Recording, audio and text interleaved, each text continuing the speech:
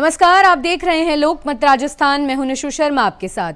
राजस्थान की राजनीति एक बार फिर से उबाल पर है और इस बार वसुंधरा राजे की वजह से प्रदेश की राजनीति में थोड़ी गर्मी देखी जा सकती है। वसुंधरा को 2023 में न केवल दरकिनार किया गया, बल्कि तब से लेकर अब तक पार्टी में कोई बड़ी जिम्मेदारी नहीं दी है। पहले तो उन्होंने कुछ नहीं कहा और अपने अच्छे समय का इंतजार करने लगी, लेकिन अब ऐसा लग रहा है कि अब वसुंधरा राजे अब खामोश नहीं बैठने वाली हैं। आइए देखते हैं एक खास रिपोर्ट। आखिर कब तक राजे सहेंगी अपमान? बार बार दरकिनार कर रही है पार्टी। राजे का सब्र का बांध जरूर टूटेगा।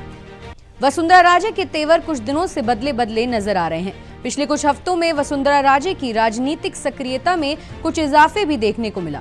राष्ट्रीय अध्यक्ष के पद को लेकर चर्चाओं में उनका नाम भी आया और राजस्थान की सीएम की कुर्सी पर बदलाव की अटकलें भी तेज हुई। लेकिन अंदर खाने से तो खबर यही है कि मोदी और शाह की जोड़ी ना तो उन्हें राष्ट्रीय अध्यक्ष की जिम्मेदारी देना चाहती है और ना ही उन्हें राज्य की सत्ता की चाबी सौंपना चाहती है।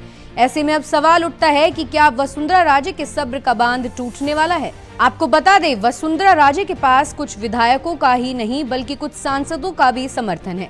वहीं दूसरी ओर केंद्र की मोदी सरकार बैसाखियों के सहारे टिकी हुई है और हर एक सांसद की अहमियत भी है। और अगर वसुंधरा राजे चाहे तो ये नाखुशी एक बड़े राजनीतिक उठापटक में तब्दील हो सकती है।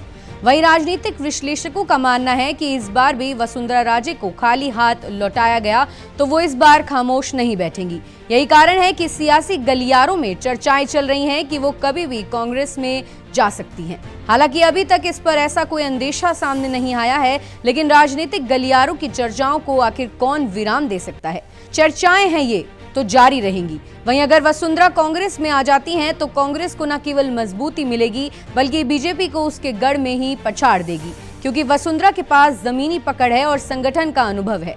वहीं अगर वसुंधरा बीजेपी से किनारा करती हैं तो केवल राज्य की राजनीति नहीं डगमगाएगी बल्कि कुछ सांसदों का समर्थन भी वसुंधरा केंद्र से छीन सकती है।